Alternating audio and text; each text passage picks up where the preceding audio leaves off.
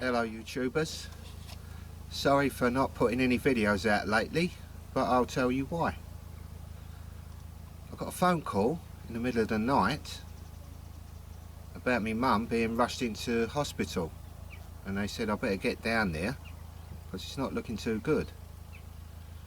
But I've got no car, I'm in the middle of nowhere, and it's a bit of a problem. But I've got an angel called Claire that drove 5 hours in the middle of the night to get me up to the hospital to see how Mum was.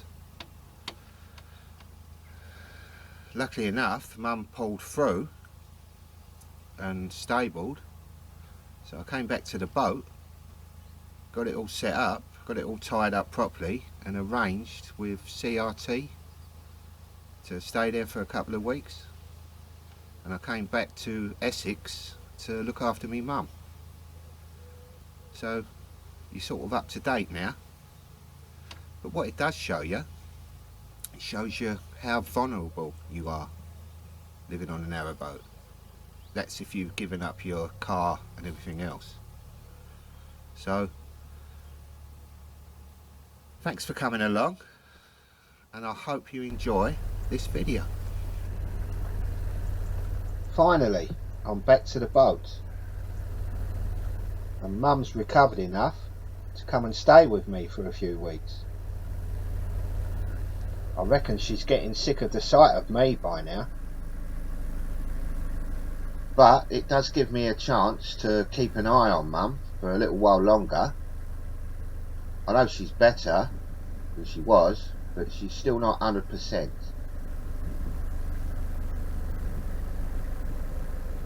We're at Hillmorton on the North Oxford Canal, heading towards the Hillmorton lock flight. I don't know if you can remember, but on the last video I said I'd get a feel for places. When I first got to Hillmorton, one of the things I had to do was find a shop. And I went into the village, asked a young lady if she knew where one was. She ducked her head, ran across the road and run. Now that didn't make me feel good. And that was my first impression of Hillmorton. And as you can probably tell by that little story, I didn't quite get that feel about Hillmorton. We're at the first of a flight of 3 locks, and in my 2 years of narrowboating I've never been in a single size lock, so this will be the first time. And all 3 of the locks at Hillmorton have got 2 single size locks side by side.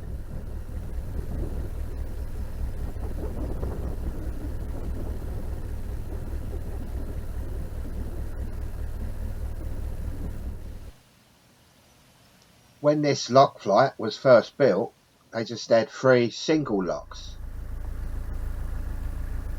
and it created a massive bottleneck for the working boats of the time, and the canal companies was losing a fortune. So it was decided to build another lock next to each single lock and turn them into twin locks, which solved the problem. Nowadays, over 10,000 boats a year use this lock flight, which makes this flight the busiest in the UK.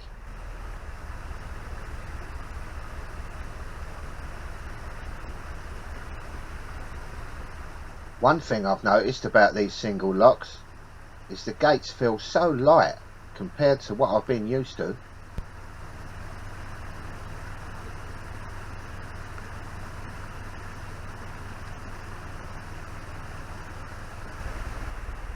Rather than climb down onto the boat and drive it out, I've decided on this one to pull it out by hand.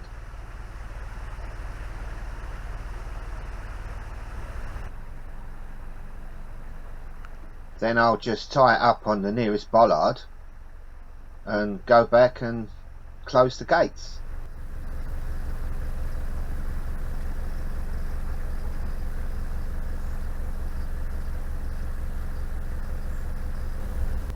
That seemed to work out okay. I'm curious to know if any of you other narrowboaters out there pull the boat out by hand like that, or is it just me? It's very rare that I do that, but sometimes I just find it less of a faff, if you know what I mean.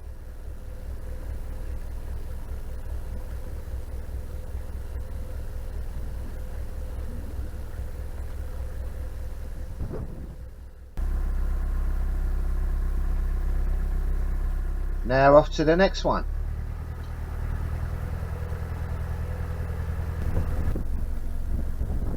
It's not mega early, it's about 20 to 9 in the morning. And being that these are the busiest locks in the country, I was expecting a few more boats about. But I've got one boat coming up behind me, and that's all I've seen. It's making it look like I'm telling you porkies. I was having a look around while I was doing this lock, and it's starting to look really pretty around here. Watch out, it's a 60-year-old stuntman.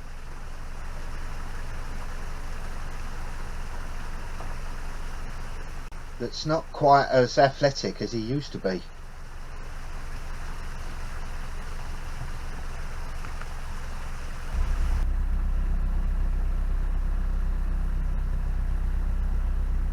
That's 2 done, 1 more to go.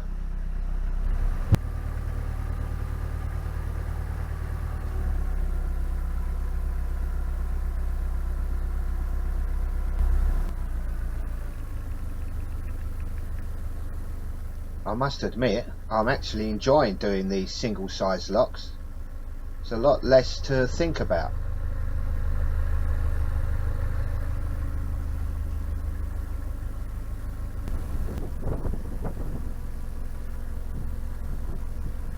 If you look over there to the right, you can see a bridge, which is now like a canal arm going off. And they've turned it into a little boat yard. It's called Grantham's Bridge Boat Services.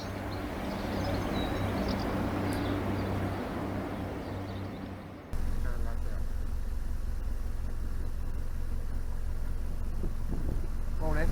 Good morning, sir. Am I your first customer this morning, am I? You are indeed our only customer today at the minute. They've got one of these book swap points at the bottom lock here, and I used it and swapped out 4 of my old books for some, not new ones, for some different ones.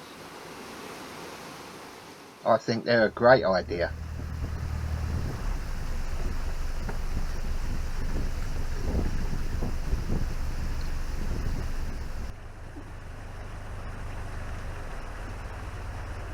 I know I've said it before, but they're a godsend, these lock volunteers.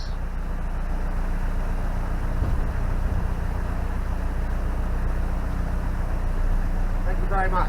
Thank you.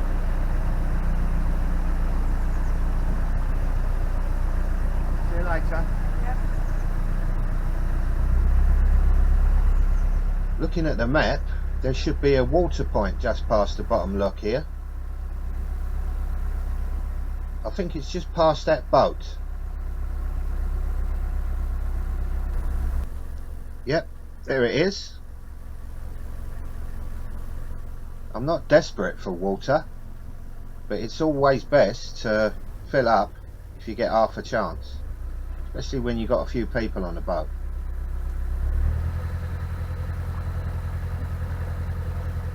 Mum started to feel a little bit unwell, so I told her to go and have a lay down while I'm filling up with water. She just needed an hour's sleep, and she was right as rain after that. She's a tough old bird. And I reckon she's going to tell me off now for saying that. It's not the tough bit, it's me calling her an old bird that she'd have a go at me at.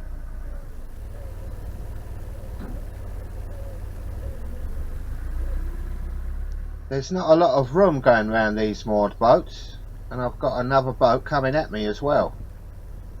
So I'm going to have to squeeze up to the right hand side. Sometimes it can be a bit shallow there, and you can get stuck on the mud, so I've got to be careful. Right, tight squeeze. I haven't seen any. I think I've seen one going back a little while ago, but not really. Are there volunteers at the lot? The first one there was. Them two ladies are very inquisitive. That's a bit of a posh word for me.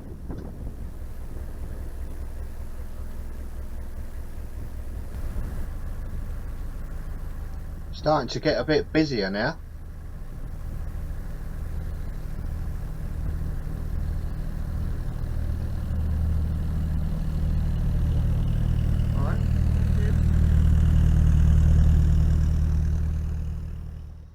Today's journey started off just below the Hillmorton lock flight that you've already seen, and then we're going to go north or northwest up the North Oxford Canal, and I'm going to try and end up in a place called Newbold on Avon, just before the Newbold tunnel.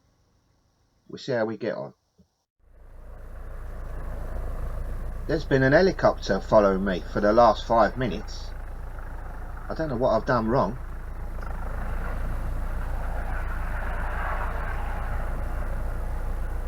Perhaps it's the CRT after me.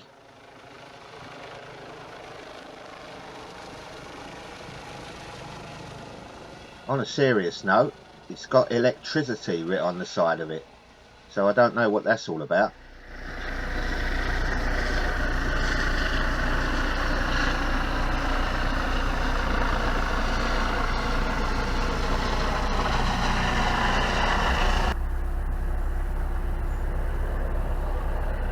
This part of the canal is skirting the edge of a town called Rugby. Amongst other things, it's famous for its private school where the game of rugby was supposed to have been invented in the year 1823 by one of its students called William Webb Ellis. You come across so much history going down these canals. I do like a bit of history.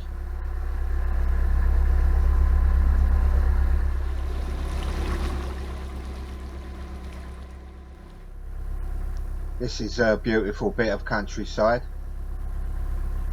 I know I pointed out some of the shortcomings of living on a narrowboat earlier on, but I am so lucky to be out here.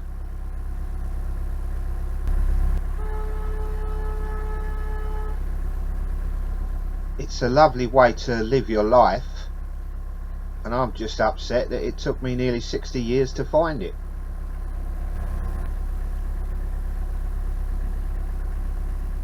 There's a few blind bends coming up where you've got to hope that there's nothing coming round on the wrong side.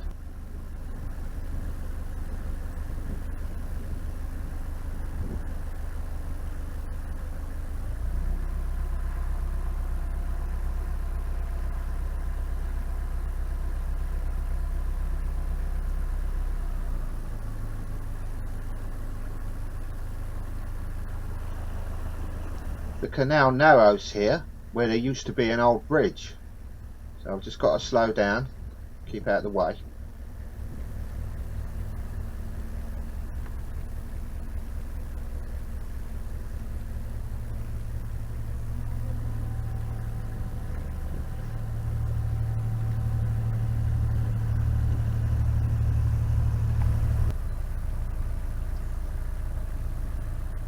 You can see what's left of the bridge here, and it's too small to be an old railway bridge, I think.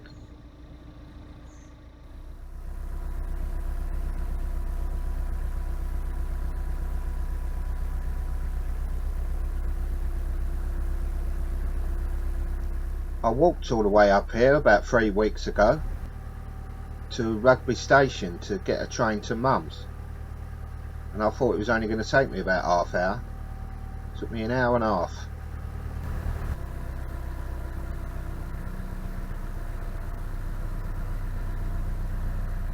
I had to get a train into London, and then I had to get another train out to Essex. So altogether it took me about 4 hours to get to Mum's. But it was worth it. There's another blind bend on this bridge, so I'll give the horn a quick toot.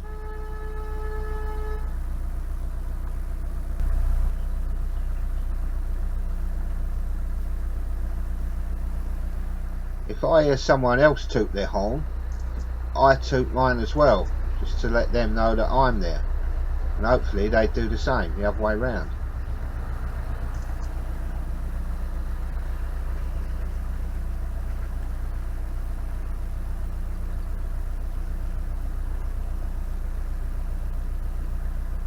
Can't see much here. Hopefully nothing's in front.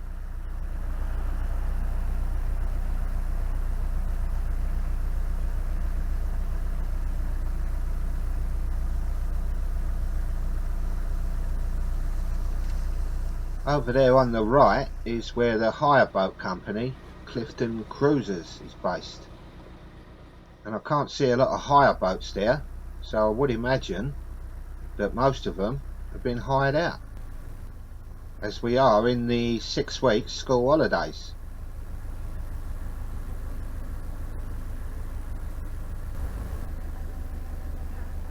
There's a bit coming up here where the canal splits.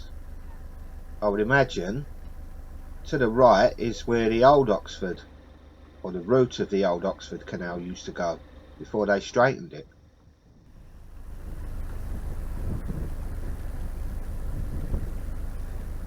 In 1829, faced with competition from the more direct canals, this canal was straightened between Hawkesbury Junction and Braunston, cutting out all the meandering curves that it had, hence saving time and money moving all their goods about. That's why you see a lot of these little canal arms going to nowhere. It's the remnants of that work they done.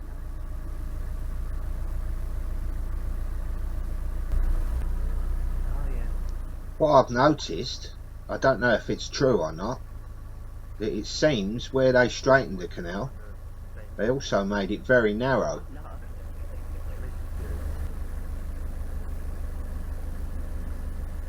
And where it's quite a busy canal, it also makes it awkward sometimes when you're passing other boats. There's not a lot of room, as you can see here.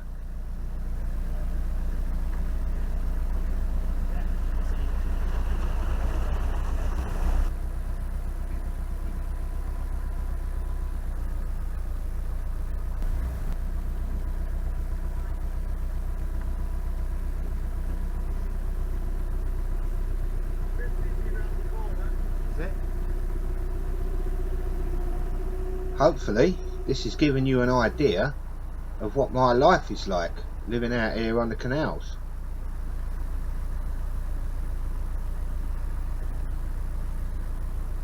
It's not everyone's cup of tea. You can get a few ups and downs, as you've seen on this video, but on the whole I think it's a wonderful way to live. But then that's just me.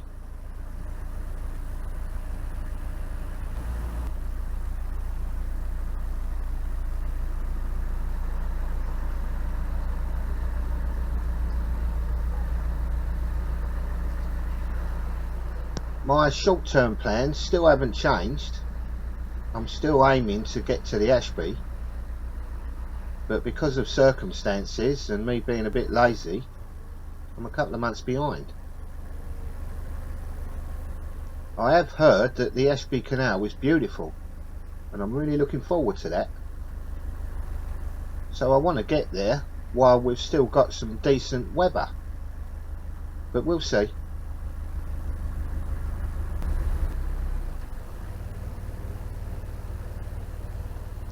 I'm coming up to an aqueduct, and it looks like there's only enough room for one boat to go across there, and there's one coming towards me, so I'm going to wait here. You'll have to correct me if I'm wrong, but I'd imagine that these aqueducts was built when they straightened the canal, because I've noticed there's cuttings that I've been going through, aqueducts, embankments, so they must have built all them to straighten it out.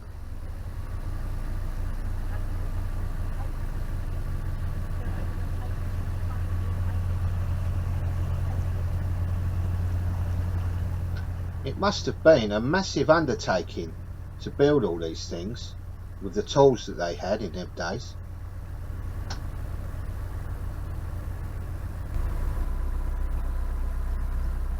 They had some clever engineers, and then they had to rely on the graft and sweat of the common man that had to do that to make a living, to dig it all out and cart all the stuff away. Amazing, really. And then over 200 years later, there's people like me enjoying the fruits of their labour, so I take my hat off to them people. We're going over another aqueduct now.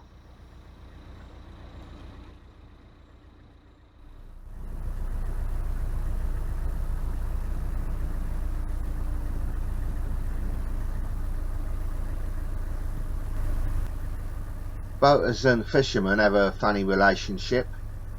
Sometimes they say hello, and sometimes they completely ignore you.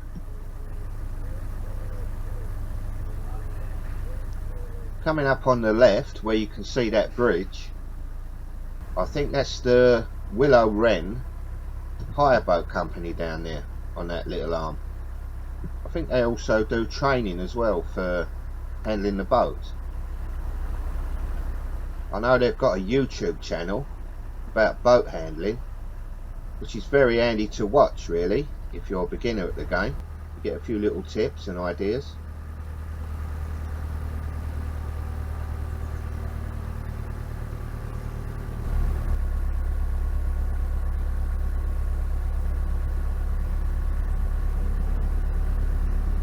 We're going through an area now with a few bridges that are quite high, and that suggests to me that they've cut the land here to bring the canal through, and we're going through a cutting.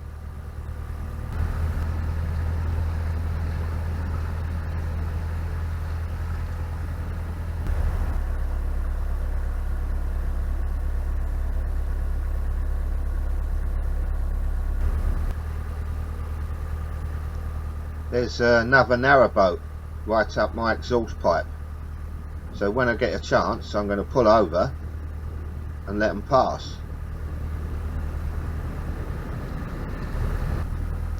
I'm not exactly taking my time down this straight stretch, so God knows what speed they're doing.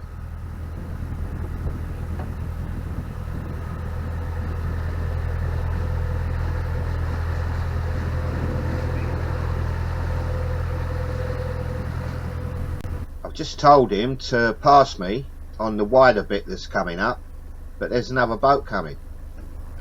Another boat coming now.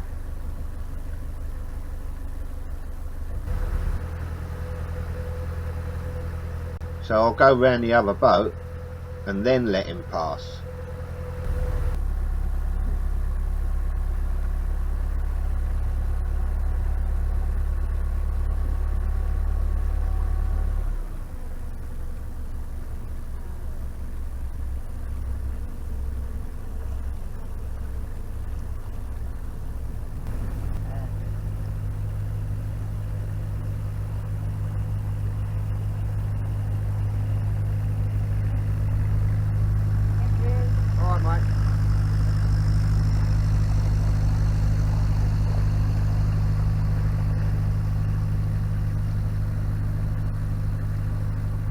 While we're over here, me and Mum are going to stop for a cup of tea and a sandwich or two.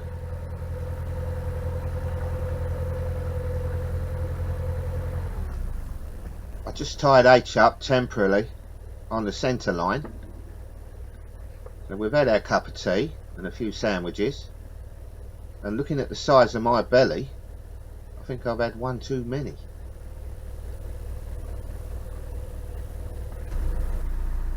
So we're off again now on the last little leg to Newbold on Avon.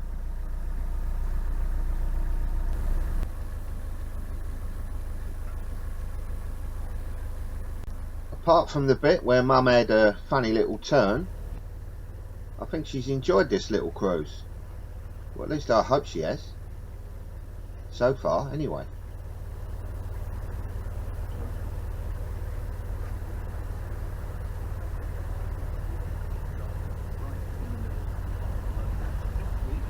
This is a pretty little bridge tucked away in the trees.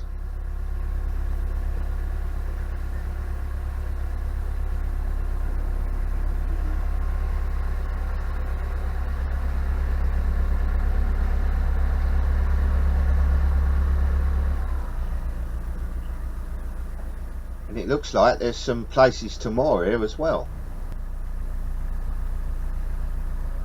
But looking at the signs, they're all private moorings.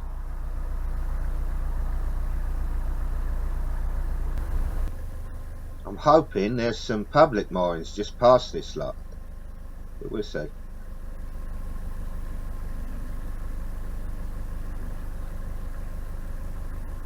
Yes, there is. There's a sign there saying 14-day moorings past the sign. So we've just got to find a gap now.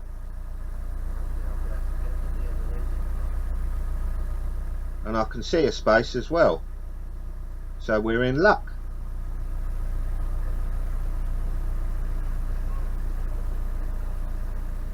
We're all moored up now, and Mum's reading a book on the back of Aitch, which is nice and relaxing for her. I'd like to thank a few people. Jeff Patterson, Kat and Daryl, Robert Clark, Steve, Bob I, Nick Wood, Keith Waybury, Chris and Christine, someone didn't leave a name, David Bircham and Steve again. I really do appreciate your generosity. And I can't forget Scrappy and Steve, who are members on the Buy Me a Coffee app. Two proper people. Thank you. The link to the Buy Me a Coffee app is in the video description. Thanks for coming along on our little journey. And don't forget, if you enjoy this stuff and you're new to the channel, you can subscribe and it's free. So until next time, I'll see you later.